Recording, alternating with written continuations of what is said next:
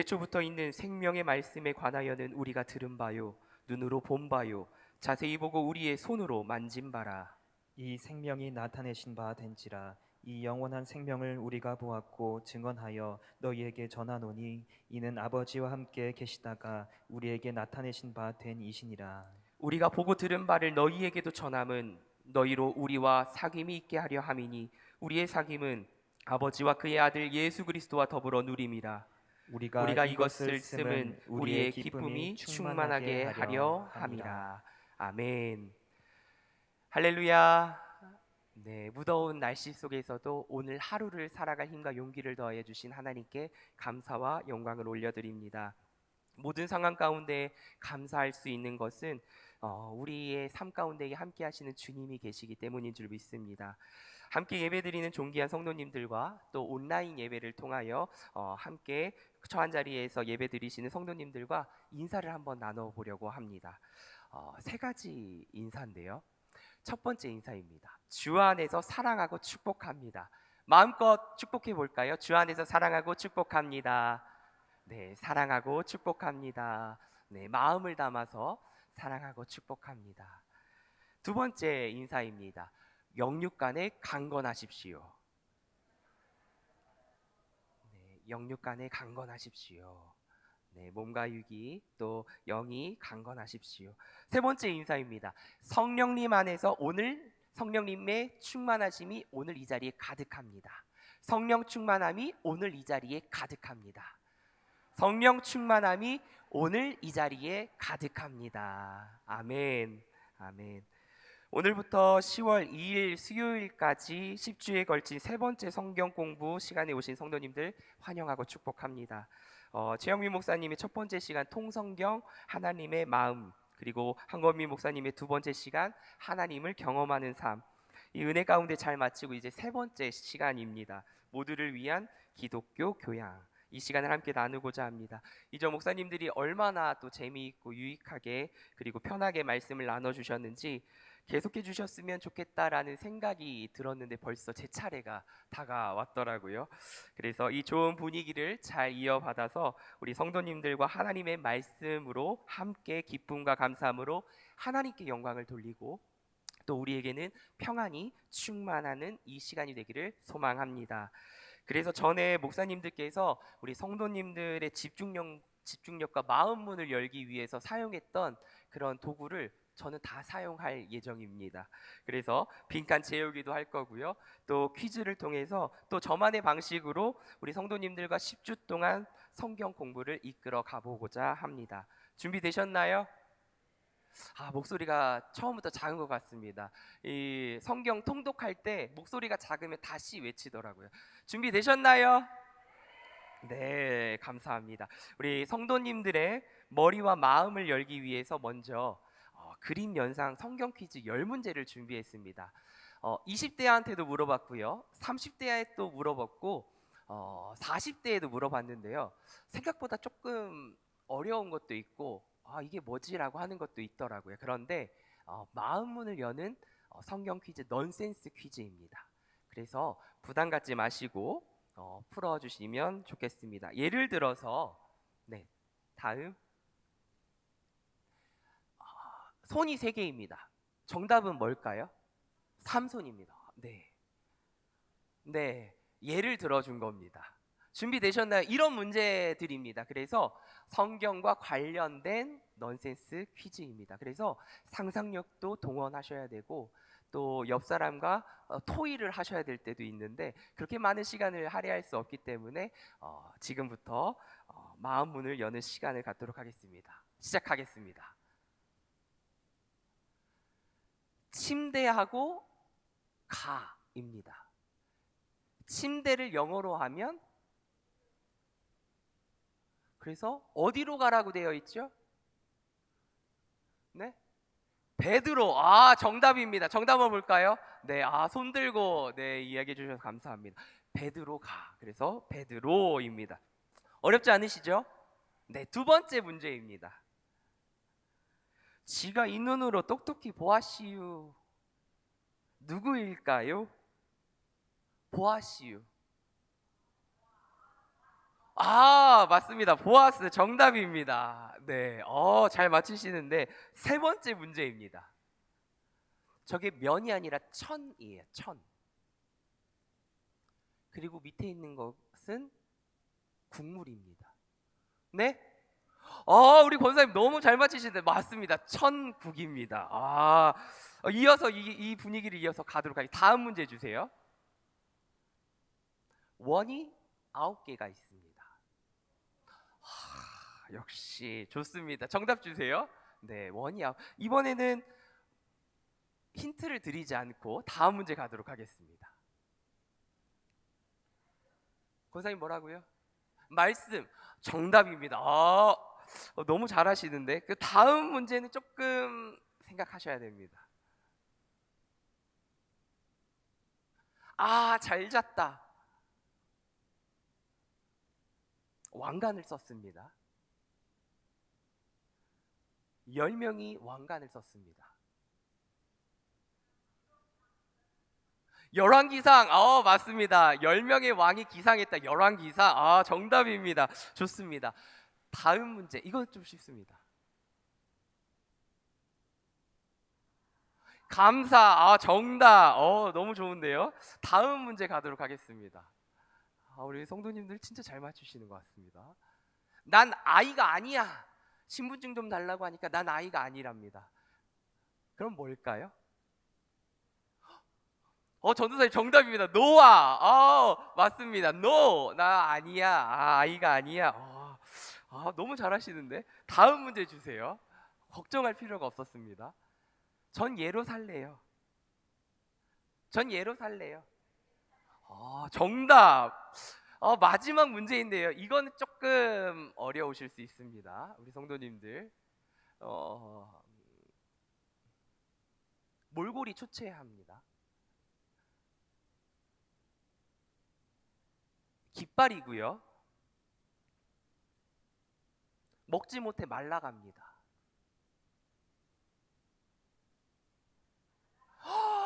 말라기. 정답입니다. 우리 성도님들 혹시 5개 이상 맞추신 성도님들 계신가요? 네, 권사님 대단하십니다. 제가 20대도 약간 어려워하고 30대도 어려워하고 40대는 이게 뭐냐고 혼나겠다고 막 이렇게 이야기를 하셔서 걱정을 많이 했는데 걱정할 필요가 없는 것 같습니다. 제가 성도님들의 마음 문을 열기 위해서 그리고 성경 말씀 속에서 내가 얼마나 연상하고 있는가 유추해보는 이 시간이 되었으면 좋겠습니다. 어려운 것도 있고 쉬운 것도 있고 또 하나님의 말씀을 아는 성도님들과 풀 수 있는 이 문제입니다. 제가 모르는 하나님에 대해서 모르는 친구들, 성경에 대해서 모르는 친구들에게 100번, 1000번 이 문제를 들이밀어도 재미도 없고 마칠 필요성도 못 느끼고 알지도 못합니다. 그러나 우리 센스도 넘치는 우리 성도님들께서 이렇게 너무나도 잘 맞춰주셔서 감사합니다. 이제 하나님의 말씀과 책을 통해 이야기를 나누고자 합니다. 모두를 위한 이 기독교 교양을 지은 손성찬 목사님은 제가 군인 시절 때 연대 군종 목사님으로 오셨던 분입니다. 신학을 공부하고 있지 않은 상황이었음에도 저를 사단 군종병으로 소개시켜 주실 만큼 관심 갖고 저를 군 생활을 잘 마칠 수 있도록 도와주신 고마운 분인데요. 이렇게 말씀도 잘 하시고 글도 잘 쓰시는 줄 알았더라면 좀 미리 더 친하게 또 사인도 받아놓고 했을 텐데 나중에라도 꼭 인사드리도록 하려고 합니다. 이 글쓴이도 프롤로그에 말씀하고 있듯이 당신에게 기독교는 무엇인가? 라는 이 질문에 어떻게 대답할 것인지에 대한 고민 속의 책을 작성하셨다라고 합니다. 또한 많은 사람들과의 대화 속에서 기독교에 대한 내가 알고 있는 것, 암에 대한 알미 부재한다고 느끼셨고 중요한 것은 이 부재한 상태가 기독교인과 비기독교인의 대화 속에서 이루어지는 것뿐만이 아니라 기독교인과 기독교인 사이에서도 서로 소통하기 어렵다는 것입니다. 그래서 이 책의 저자는 이 책을 통해서 기독교에 대해 기독교 신앙에 대해 대화를 하는 모든 이에게 상식적으로 대화를 할 수 있는 공통 분모를 제공하고자 한다라고 말합니다. 다양한 신앙 관점을 거쳐온 저자의 신앙 여정과 그 여정 속에서 마주한 질문들에 대해서 고민하고 씨름하면서 저자가 공부하고 정리한 내용들이 그 책에 담겨져 있습니다. 저도 책을 선별하는 과정 속에서 우리 성도님들과 어떻게 그리고 무엇으로 함께 나눌까 고민하던 차에 기존에 소개하던 안녕 기독교 기억나십니까? 제가 막 사바이디 이러면서 기독교에 대해서 소개하려고 했던 그 책은 잠시 뒤로 놔두고 이 책을 선별하게 된 이유도 이와 같습니다. 부족한 종을 통해서 성도님들과 말씀을 함께 나누며 나아가 우리 삶에 작게나마 의미 있는 시간을 만들어 보고자 준비하였습니다. 이 책은 신학생처럼 공부하는 책도 아닙니다. 그렇다고 어린아이들을 가르치는 성경 공부도 아닙니다. 다만 책에서 말하고 있듯이 1차적으로는 기독교인을 위한 직접 정리이고 2차적으로는 기독교 밖에 있는 사람들에게 기독교를 알리기 위한 그리고 기독교의 생각을 정리하면서 일종의 변증을 할 수 있는 책입니다. 가이드 역할을 하는 것이지요. 그래서 혹 말씀이 부족하다라고 여기시는 성도님들이 계실까봐 좀 더 성경 공부처럼 이 시간을 알리고자 그리고 또 유익한 시간을 보내고자 되새기고자 가로 세로 성경 퍼즐을 풀어야 하는 숙제도 내드립니다. 혹시 들어오실 때 다 받으셨나요? 네. 이거는 일찍 오시면 미리 작성하셔도 좋고 그리고 다음 주까지 다음 주 수요일에 앞에 바구니에다 넣어주시면 제가 정답과 함께 우리 성도님들이 좋아할 만한 선물을 그 속에 넣어서 함께 드리도록 하겠습니다. 그래서 내가 몇 개 맞았는지 혹은 이걸 가져갈 필요는 없을 것 같다 하면 그 선물만 가져가시면 됩니다. 이거는 이 자리에 오신 성도님들을 위한 저만의 선물입니다. 그래서 근데 아까 제가 언뜻 이렇게 들어올 때 보니까 숙제입니다라고 하니까 이거 준비하셨냐라는 어떤 소리가 들려서 이게 괜찮을까 하는데 10주 동안 성경 공부를 참여하시는 우리 성도님들에게는 기쁨이 되는 이 성경 퀴즈 퍼즐이 되었으면 좋겠습니다. 끝까지 함께 해주실 수 있죠? 다음 주에 지금 오신 분들 숙제를 안 내셨다라고 해서 안 오시면 안 되고요. 숙제를 못 하셨더라도 가벼운 마음으로 교회에 오시면 되겠습니다. 우리 첫 시간 또 성경이야라고 하는 생각이 드실 수도 있는데요. 그럼에도 우리가 성경 이야기를 시작하는 이유는 분명합니다. 기독교의 A에서 Z가 바로 성경이기 때문입니다. 오늘 본문에서 생명의 말씀은 선지하는 로고스 말씀이고요. 성육신한 로고스 말씀이고요. 다시 말하면 인간들 중에 한 인간으로서 보이고 들리고 만짐받은 역사적 예수에 대한 언급을 하고 있습니다. 이는 기독교의 세계를 무시간적인 것과 역사적인 것의 독특한 연결 관계하에서 말씀하고 있는데요. 즉 영원 전부터 존재하시고 영원 후까지 존재하던 것이 점자적으로 그리고 실질적으로 역사 안에 드러났고 직접적으로 친히 말씀하고 경험되었던 것입니다. 그러면 성경은 지난 이야기이니까 지금은 역사하지 않고 있는 것일까요? 그리고 경험되지 않고 있는 것일까요? 그렇지 않음을 우리는 잘 알고 있지요. 성경은 몇 권으로 되어 있지요? 66권.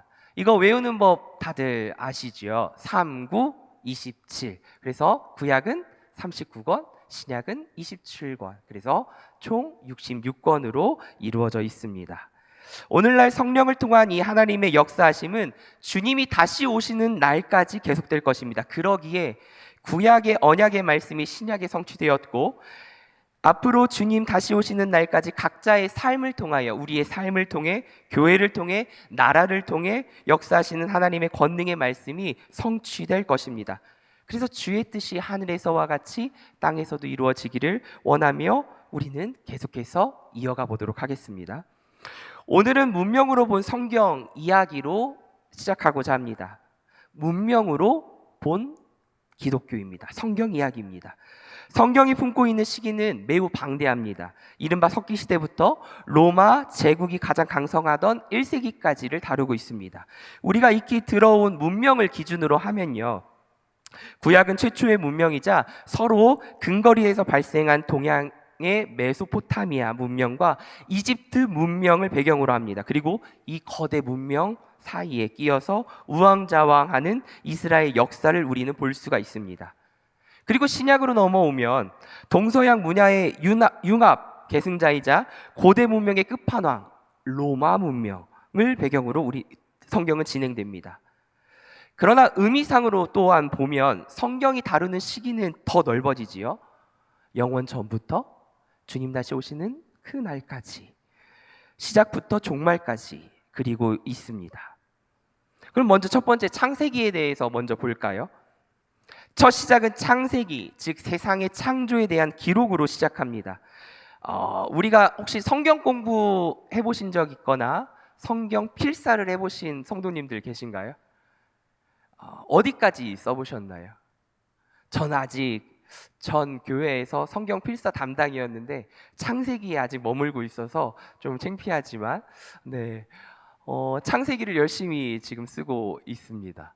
그런데 올 초나 언제 성경 필사를 시작하실 때 가장 먼저 시작하는 게 신약일 수도 있지만 대부분 창세기부터 시작을 하지요. 그래서 우리가 가장 많이 읽고 듣고 써본 이 창세기 1장에서 이 3장의 방대한 성경 이야기가 전체 내용이 우리 성경의 이야기가 요약되어 있다라고 생각해 볼 수 있는 것입니다. 창세기 1장에서 3장은 굉장히 단순한 이야기처럼 들리지만 그 이면에 진리에 대한 이야기를 담고 있다고 할 수 있는 것이지요. 게다가 구도자의 질문 중에 나는 누구인가? 세상은 어디에 와서 어디로 가는가?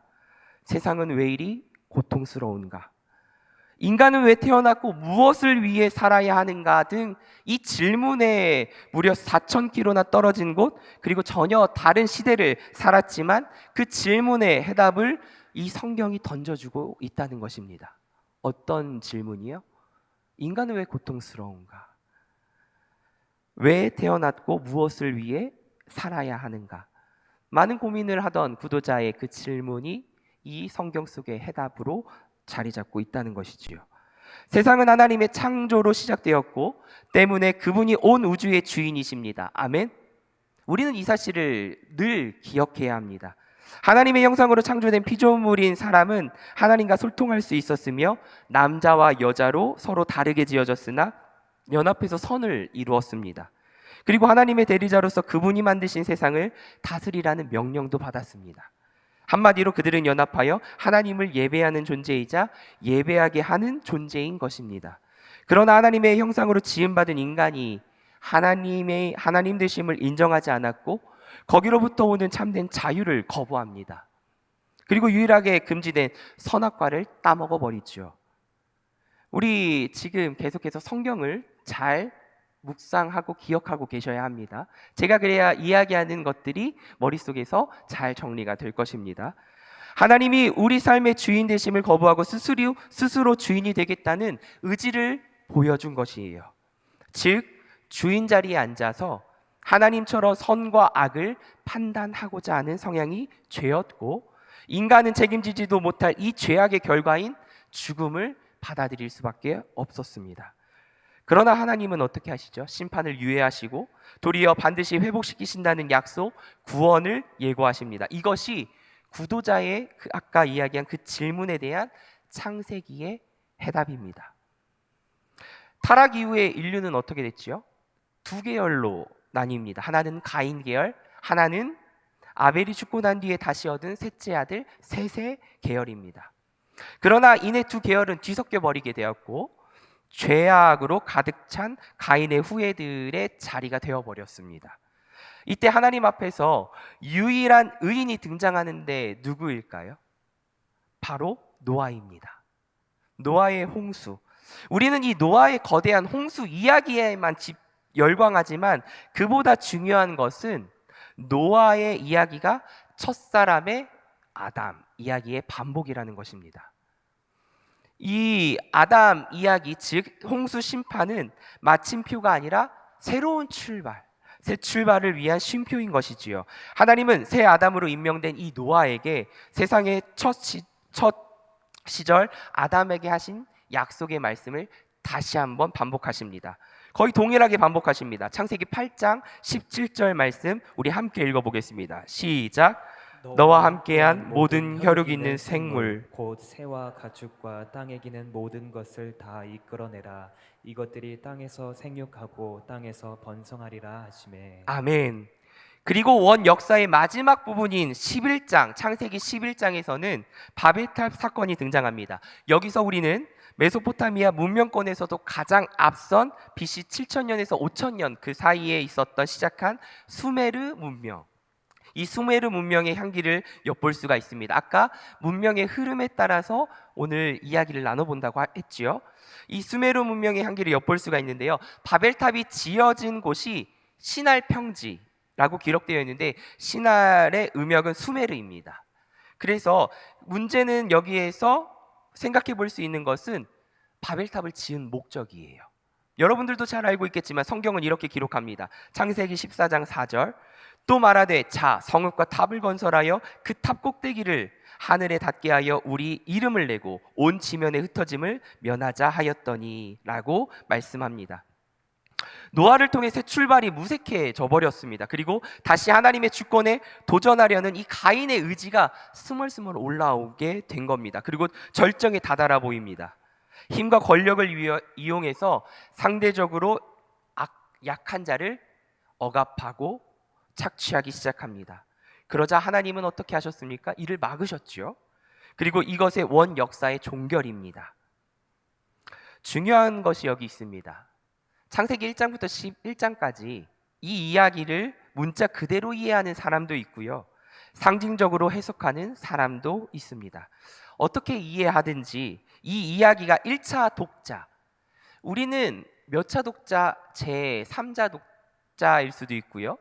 그 이후에 계속해서 성경이 기록되어 있는 것을 통해서 해석하는 오늘날의 독자입니다. 그러나 이 성경이 쓰여졌을 당시에 읽었을 독자, 1차 독자, 쓰여질 당시의 문화와 역사를 이해하고 익숙한 이들이 이 글을 받아들였다는 것만 우리가 헷갈리지 않으면 그 당시 때의 사람들을 위해 쓰여졌구나.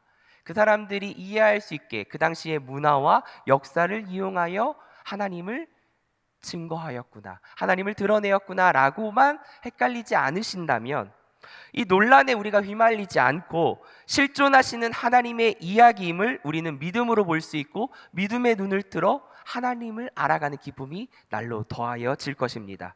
이렇게 창세기 앞부분에 대해서 이야기를 나누었습니다. 그리고 이스라엘의 탄생, 민족의 탄생, 형성사에 대해 이어가고자 합니다. 다시 한번 하나님은 새 출발을 예고하시는데요. 바벨탑 사건을 통해서 타락한 모든 인간은 선한 방향으로 갈 수 없음을 확인했어요. 바벨탑 사건을 통해서 인간이 선하게 살아갈 수 없는 존재이구나라고 깨닫고 확인이 되었습니다. 그래서 전부가 아닌 한 사람으로 좁힙니다. 그 한 사람을 하나님과 온전히 소통하는 존재가 되게 하시고 그의 후손을 통해 민족을 이루어 가시고 세상에 흩어져서 복음을 복되게 하시고자 한 것입니다. 바로 누구를 통해서요? 아브라함. 네, 우리 성도님 잘 따라하고 계십니다. 아브라함을 통해서 말입니다. 아브라함은 BC 2000년경, 2100년경에 수메르 문명, 아까 이야기한 그 수메르 문명 말기 사람으로 추정이 됩니다. 그의 고향은 갈대아 우르. 이 지역은요 나름 잘 사는 동네였습니다. 번화한 곳에 살았다라고 우리는 유추해 볼 수 있습니다. 그런 그가 듣도 보지도 못한 척박한 가나안 땅으로 이주하라는 말씀에 순종하여 이주를 합니다. 한마디로 강남에서 저기 산골짜기로 이사를 간 겁니다. 이유는 무엇이죠?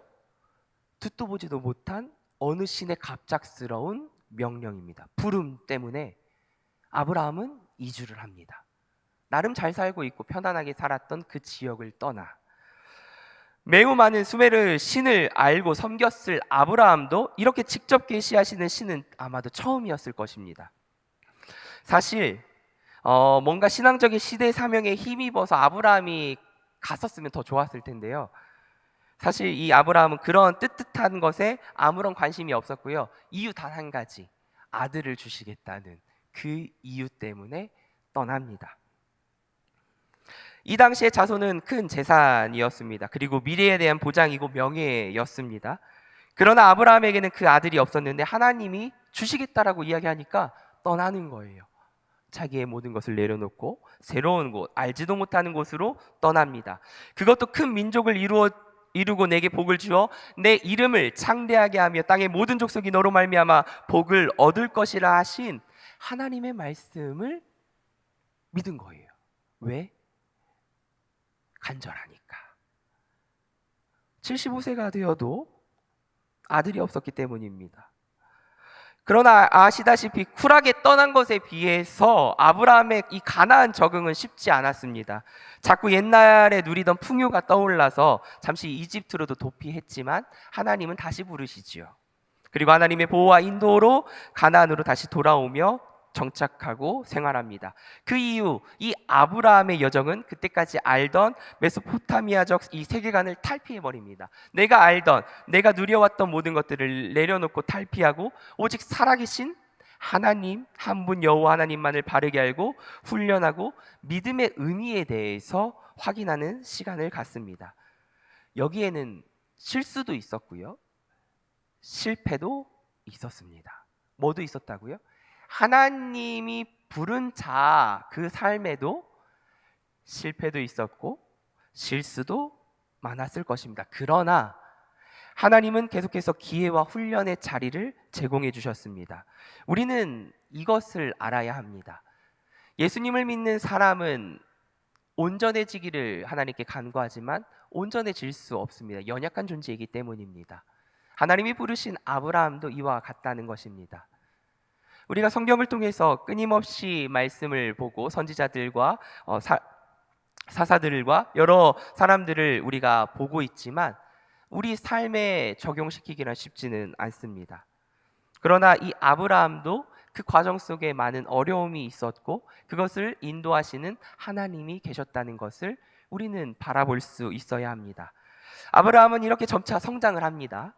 그리고 당시 사람들에게 익숙한 여러 신을 믿는 그런 세계관, 그리고 무력에 의한 강압적인 지배, 그리고 소돔과 고모라로 대표되는 이 도시 문화에서 벌어지는 여러 억압들과 착취 등을 아브라함은 거부해버립니다. 왜? 하나님에 대해서 좀 더 알아갈수록 하나님만이 나의 구세주라는 걸, 나의 구원자라는 걸, 나를 인도하실 분이라는 것을 느꼈기 때문입니다. 주님과 동행함을 알고 있었습니다. 그래서 정의와 공의를 실천하며 환대를 통해 하나님 나라의 세계관으로 살아가는 삶에 익숙해지게 됩니다. 뭐요? 하나님 나라. 하나님 나라의 세계관으로 살아가는 그 삶을 아브라함은 느끼기 시작한 겁니다. 여기서 중요한 것은 아브라함이 하나님의 형상으로 존재하는 것이 입증되었을 때 비로소 하나님이 그에게 그를 부르신 이유를 알려주셨습니다. 창세기 18장 18절 19절의 말씀입니다. 우리 새 번역으로 함께 읽겠습니다. 창세기 18장 18절 19절 말씀, 두 구절의 말씀입니다. 시작. 아브라함은 반드시 크고 강한 나라를 이룰 것이며 땅 위에 있는 나라마다 그로 말미암아 복을 받게 될 것이다. 내가 아브라함을 선택한 것은 그가 자식들과 자손을 잘 가르쳐서 나에게 순종하게 하고 옳고 바른 일을 하도록 가르치라는 뜻에서 한 것이다. 그의 자손이 아브라함에게 배운 대로 하면 나는 아브라함에게 약속한 대로 다 이루어 주겠다. 아멘. 이렇게 하나님의 형상으로 존재하는 단 한 사람으로부터 하나님의 나라가 시작된 것입니다. 이후 창세기는 3대에 걸치죠. 아브라함의 후손이 등장합니다. 이삭과 야곱과 요한.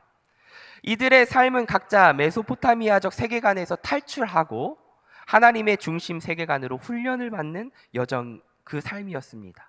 나아가서 하나님 앞에서 인간은 누구나 평등한 존재라는 인식이 형성되고 있었어요. 요한이라는 인물을 통해 우리가 주목할 수 있는 것은 태초에 주어진 명령인 하나님의 형상, 하나님의 형상으로 세상을 다스린다는 것이 어떤 개념인지를 몸소 정치를 통해 구현해낸 인물이었던 것입니다. 그리고 누가 이 일을 가능케 하였는가에 대한 우리는 이 질문의 해답, 하나님임을 잊지 말아야 하고요. 창세기는 이러한 당시 독자들에게 익숙했던 세계관을 벗겨내고 교정시키고 바르게 정립하는 데 큰 목적으로 쓰여졌다라는 것을 우리는 생각해 볼 수 있습니다. 이렇게 창세기가 끝납니다. 그러고 나서 시작되는 것이 무엇이죠? 출애굽기죠. 이제 출애굽기 시작합니다. 오늘 성경 기독교의 A에서부터 Z이니까 이제 시작이니까 66권까지 가려면 오늘 함께 밤을 새면서 내일 새벽 기도까지 함께 하셔야 됩니다. 네. 두 번째로는 율법인데요. 출애굽기부터 신명기입니다. 유대인에게 중요한 인물을 뽑으라고 하면 단연 모세입니다. 기독교인들은 아브라함, 모세, 다윗, 구약의 3대장이라고 인식하겠지만 유대인들은 단연코 모세를 뽑습니다. 원탑이지요. 왜냐하면 히브리 민족의 구성의 시발점이 첫 번째 시작하는 점이지만 그리고 점이자 국가의 시작을 세운 인물이기 때문에 이 모세를 가장 원탑으로 생각하고 뽑습니다. 중요한 인물이라고 생각합니다. 이 모세 이야기에서 우리는 이 모세의 인물의 영웅담이나 10가지 재앙을 거쳐서 손에 땀을 쥐게 하는 이 이집트 탈출 여정의 시선을 빼앗겨서는 안 됩니다. 물론 중요하지 않다는 것이 아니지요. 이 사건들이 흥미롭긴 하지만 핵심이 아닙니다. 출애굽기 아니 창세기부터 신명기에 이르는 모세 오경의 핵심은 단연컨대 이집트 문명 세계관으로부터의 탈출입니다. 즉 아까 이야기한 것처럼 탈출이에요. 기존에 내가 가지고 있었던 그런 문명들을 탈출하고 하나님의 세계관으로 하나님의 역사관으로 우리는 그렇게 시작해야 된다라는 것을 끊임없이 이야기하고 있는 것입니다. 그래서 이 모세 오경의 핵심은 이집트 문명 세계관으로부터의 탈출입니다. 출애굽기 19장에 등장하는 10계명을 필두로 해서 이 레위기까지 반복적으로 등장하는 율법 역시 같은 메시지를 담고 있습니다. 우리는 여기서 필사가 되었든 동독이 되었든 눈이 살짝 감기게 됩니다. 왜냐하면 재미가 없죠. 그죠? 재미가 없습니다. 필사를 하는 분들도 통독을 하시는 분들도 레위기, 민수기 이렇게 뭐 법조문이 막 나오면 좀 약간 눈을 감습니다. 감동을 받아서 눈을 감으시는 분은 없으리라 생각합니다. 이 법조문이 재미있을 리가 만무한데 게다가 우리의 시대 것도 아니지요. 우리의 시대 것도 아니기에 더 이해하기가 어렵기도 합니다. 그러나 이 법령들은 너무나도 중요합니다. 왜냐하면 메소포타미아와 이집트가 아닌 하나님 나라 문명으로 구축될 하나님 나라의 실제와 정신을 그 법은 담고 있었기 때문입니다. 하나님 나라에 들어가서 살려면 로마에 가면 그 로마법을 따르듯이 하나님 나라의 백성으로 살려면 그 법을 잘 알아야지요. 그것의 실제를 이 성경을 통해 우리에게 보여주고 계시는 것입니다. 누군가는 말합니다. 이 법령 형식이 원역사 때와 마찬가지로 당시 메소포타미아나 이집트의 법령 형식과 비슷한 걸 보니 아마 베낀 거 아닌가요? 베꼈을 수도 있지요. 그렇게 반발할 수도 있습니다. 그 반발을 들을 수도 있습니다. 그러나 중요한 것은 무엇이라고요? 하나님 나라의 가치를 품고 있고 하나님 나라의 실제와 정신을 담고 있다는 것입니다. 무엇이요? 이 법령들이.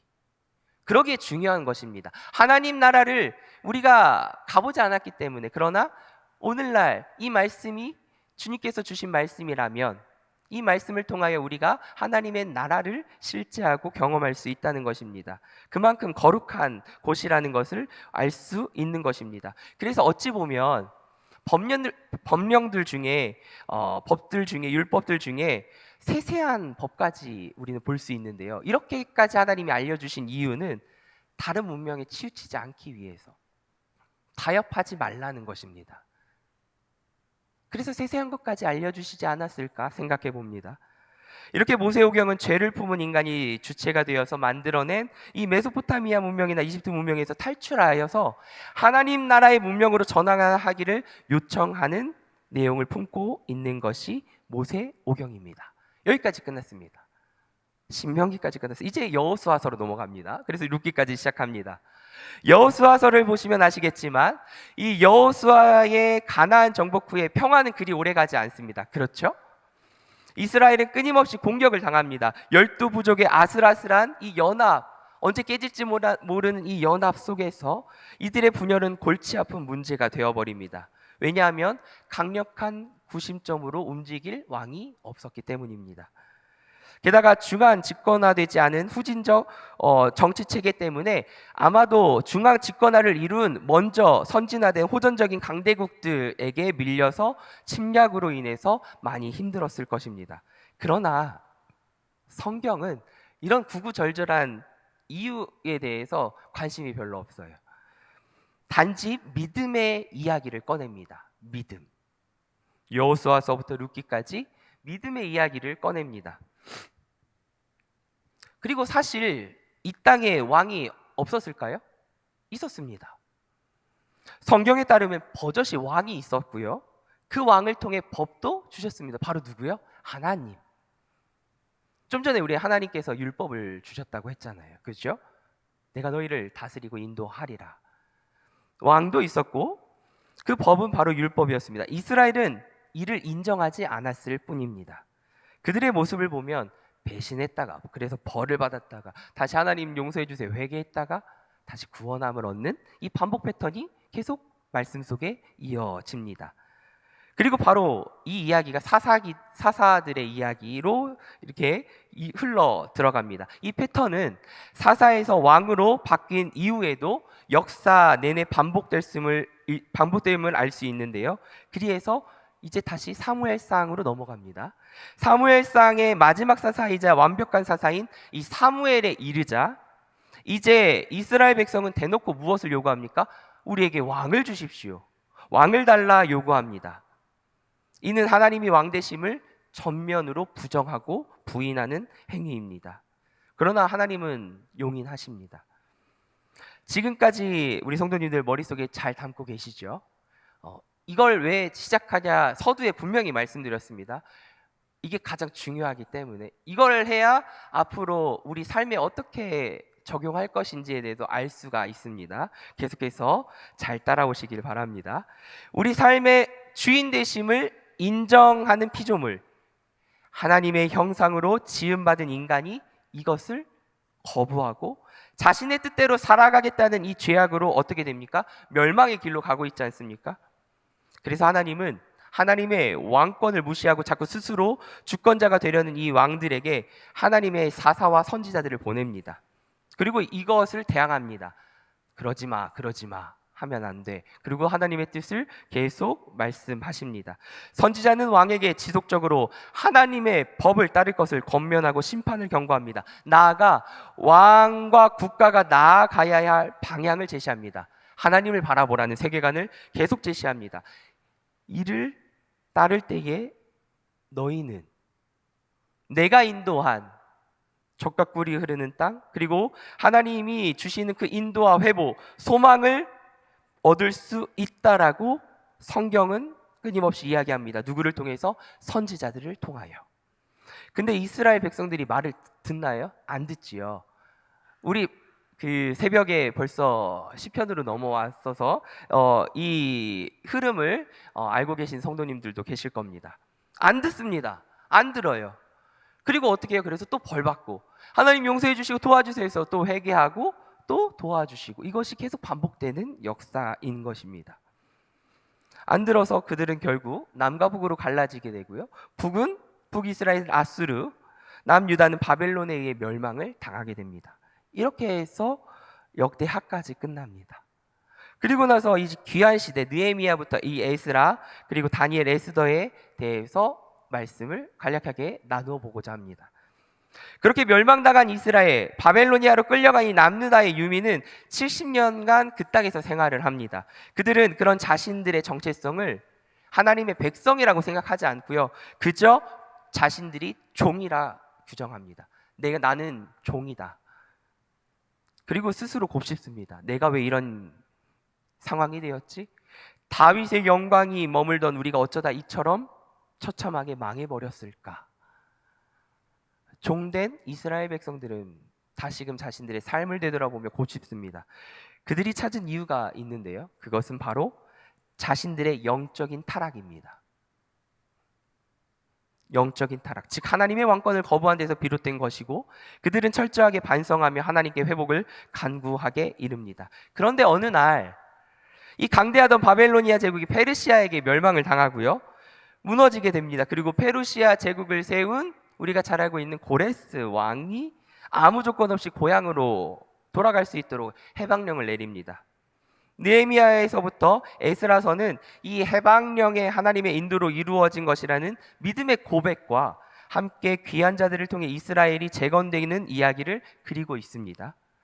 이렇게 구약의 문명의 흐름으로 우리는 살펴봅니다. 구약을 뭘로요? 문명의 흐름으로.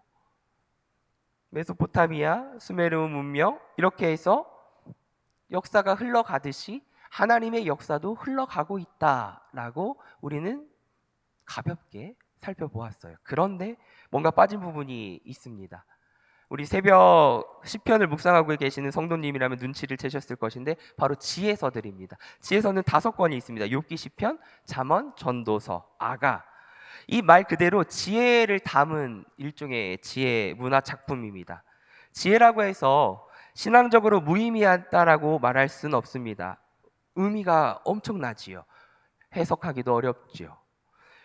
세상과 인간을 통찰하는 이 지혜의 궁극은 결국 세상의 근원이자 주인이시며 설명서를 품으신 하나님께로 귀결이 됩니다. 아까 창세기에서도 창조하신 이가 누구인지 하나님께로 귀결이 되고, 하나님의 세계관, 하나님의 나라로 바라보게 된 것처럼 이 지혜에서도 세상을 창조하시니 세상의 근원이자 주인이 되어 주시는 분이 누구이며, 이 세상을 창조한 이 설명서를 품은 이 하나님께로 귀결된다라는 것을 이 지혜서를 통하여 끊임없이 이야기합니다.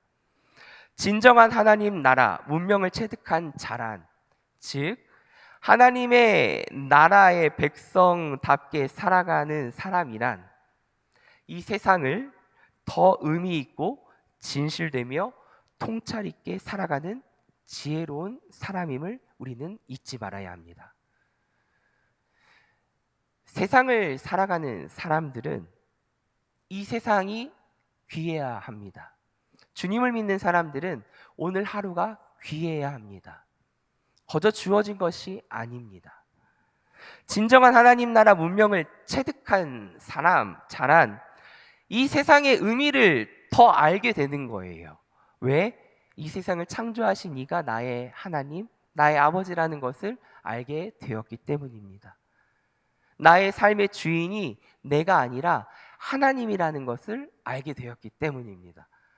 아까 우리가 처음 창세기부터 지금까지 이야기하고 있는 이 흐름 속에 하나님의 세계관, 하나님의 나라의 세계관 속에서 우리는 이것을 깨달아야 하고 느껴야 하고 매일 매 순간 그 삶 속에서 우리는 살아가야 하는 것입니다.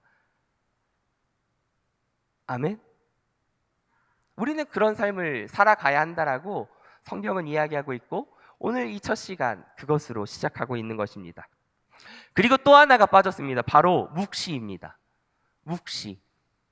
우리가 잘 알고 있는 묵시는 신약에 나오는 요한계시록만 알고 있을 수도 있습니다. 미래에 대한 숨겨진 비밀을 온갖 상징적 언어로 예언한 내용이지요.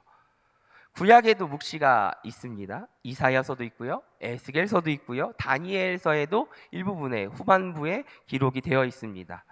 이 묵시에 대한 이 이야기를 가지고 오늘 성경 공부를 정리해 보고자 합니다. 묵시를 통해서 정리해 보고자 합니다. 묵시란 무엇인가요? 선지서와 비교해 보면 이해하기가 조금 쉬울 것인데요, 선지서는 현실에 대한 신랄한 비판을 합니다. 그리고 권면을 해서 회개하고 돌이켜 미래를 고대하게 시킵니다. 회개하게 하고 미래를 고대하게 바라보게 합니다. 그런데 묵시는 간단하게 말해서 현실을 포기입니다. 현실 포기. 더는 희망이 없고 바뀔 것 같지 않습니다. 묵시는 그럽니다. 왕과 백성은 돌이키지 않고 그래서 현실을 포기합니다. 그러나 중요한 것이 있는데요. 미래를 붙잡습니다. 뭘 붙잡는다고요? 미래를 붙잡아요. 현실을 포기하는데 미래를 붙잡습니다. 모순처럼 들리시겠지만 하나님 나라의 문명의 핵심을 생각해 보면 하나님 나라의 문명의 핵심은 하나님의 왕권과 그분의 일하심입니다. 인간을 통한 현실은 포기하지만 인간을 통한 현실입니다. 인간을 통한 현실은 포기하지만 언젠간 하나님께서 주권적으로 이루어내실 그 미래는 확신하고 기대한다는 것입니다. 이것이 묵시입니다. 그리고 예언인 것입니다. 그리고 이 묵시에 등장하는 가장 중요한 예언이 다름 아닌 메시아. 이 메시아에 대한 예언입니다. 그 메시아께서 한 방에 모든 적폐를 쓸어버리시고 하나님의 나라, 우리가 지금까지 끝까지 이야기하고 있었던 그 하나님 나라를 다시 살려놓으시고 완성하실 것입니다. 그 희망을 묵시는 이야기하고 있습니다. 사랑하는 성도 여러분, 오늘 우리 성도님들의 삶의 주인은 누구십니까? 내 인생의 주인. 우리는 믿음으로 하나님이라고 고백합니다. 근데 정말 여러분들의 삶 속에서 하나님이 하나님 되심을, 하나님이 나의 삶의 주인이다 라고 고백하며 실천하시며 그 삶을 살아내고 계십니까? 우리의 왕이 누구시며 아버지가 되어주신 하나님이 통치하시는 하나님의 나라가 우리 가운데 임하였습니다. 아멘. 이미 우리에게 임하였고 지금도 이루어지고 있음을 우리 성도님들은 믿습니까? 아멘. 하나님의 나라가 하늘에서와 같이 이 땅에서도 하나님의 뜻이 이루어지고 있음을 믿습니까? 고백하십니까? 우린 머리로만 이해하는 것이 아니라 믿음으로 하나님께 고백하며 나아가기를 소망합니다. 그리고 주님이 다시 오셔서 심판과 구원으로 마무리하실 날을 고대하며 그 가운데 믿음으로 살아가기를 소망하십니까? 아멘. 믿음으로 고백하시기를 간절히 원합니다. 하나님은 처음부터 인간을 대등한 존재로 여기셨어요. 그리고 약속을 통해 그러나 그 약속을 뛰어넘는 사랑으로 약속을 어기는 그 인간들을 이끌어 가십니다. 그리고 끝내 그 약속을 지키십니다. 그래서 그 약속의 성취에 대한 내용은 다음 시간에 나누려고 합니다. 그리고 그걸 끝으로 인간은 왜 사는가 구도자의 그 질문의 해답을 하나씩 말씀을 통해 풀어가 보고자 합니다. 우리가 짧은 시간이지만 이 구약 성경의 문명의 흐름에 따라 함께 살펴보았는데요. 저는 개인적으로 하나님이 계신 그곳이 하나님의 나라입니다. 하나님이 계신 그곳이 하나님 나라입니다. 라는 이 문구를 참 좋아하고 고백을 많이 합니다. 주님이 계신 그곳이 하나님의 나라이면 내 마음도 하나님이 계시기에 하나님 나라를 이루어가게 해달라고, 나의 삶이 하나님과 늘 동행하기에 하나님과 함께하는 그 삶이기에 하나님의 나라를 이루어가며 살게 해달라고 기도합니다. 하나님 나라에 들어가려면 하나님 나라의 백성이 되어야 되겠지요. 그 삶은 아까 우리 이야기한 성경에 다 드러나 있습니다. 말씀을 통하여 우리는 그 삶을 살아내게 해달라고 주님께 기도로 나아가는 것뿐입니다. 그리고 노력하지요. 이 문구를 저는 참 좋아하는데 그곳은 왜냐하면 기쁨과 평안이 넘치기 때문입니다. 하나님의 나라는 참된 평안과 기쁨이 가득합니다. 아멘. 오늘 본문에서 우리가 읽은 요한일서 1장에서 4절 말씀에 우리가 보고 들은 바를 여러분에게 선포하는 것이, 이 선포하는 것은 여러분도 우리와 서로 사귐을 가지기를 바라기 때문이라고 성경은 말씀합니다. 그리고 우리의 이 사귐은 아버지와 또 그의 아들 예수 그리스도와 함께 사는 사귐이고, 우리가 이 글을 쓰는 것은 우리 서로의 기쁨이 차고 넘치게 하려는 것이라고 오늘 본문은 말씀하고 있습니다. 기쁨이 차고 넘쳐야 합니다. 교회에 와서 하나님의 나라를 경험하면서 기쁨이 차고 넘쳐야 하고요. 기도할 때 기쁨이 차고 넘쳐야 합니다. 감사가 차고 넘쳐야 합니다. 내 마음이, 내 삶이 힘들고 고난이 있을 때에도 오늘 이 말씀에서 그리고 오늘 본문에서 이야기하고 있듯이 기쁨이 차고 넘쳐야 합니다. 근데 현실은 그렇지 않기 때문에 하나님 나라를 이루어 가게 해달라고, 내 마음이 유동하지 않게 주님 붙잡아 달라고 기도하는 것 아니겠습니까? 사랑하는 성도 여러분, 세상이 아무리 각박해지고 어둡고 혼탁해지고 죄악이 가득할지라도 하나님은 여전히 일하고 계십니다. 아멘. 역사하고 계십니다. 주님의 나라는 우리 가운데 있기에 기쁨과 감사가 넘쳐납니다. 그 소망의 중심은 예수 그리스도가 있음을 기억하십시오. 그리고 그리하여서 이 세상을 더 의미 있고 진실되며 통찰 있게 살아가는 지혜로운 자가 되기를 소망합니다. 그리고 다음 주 만나는 그날, 우리 기쁨으로 감사함으로 만나는 이 시간, 이 자리가 되었으면 좋겠습니다. 하나님께서 우리에게 주시는 말씀이 그저 이 성경 속에 담겨져 있는 것이 아니라 이 성경 말씀이 우리 삶 가운데에 펼쳐져서 내가 하나님을 사랑한다는 것이 이 말씀 속에 가득한데, 그 말씀이 우리 삶을 통하여 증거되고 드러나기를 간절히 소망합니다.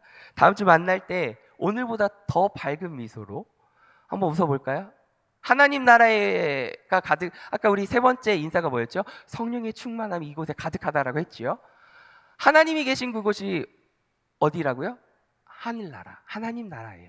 지금 우리는 하나님 나라에서 함께 말씀을 나누고 기도하고 찬양을 합니다. 그러기에 더 밝은 미소로 매일 매 순간 하나님께 감사로 나아가는 우리 성도님들의 삶이 되기를 좋으신 예수님의 이름으로 축복합니다. 아멘.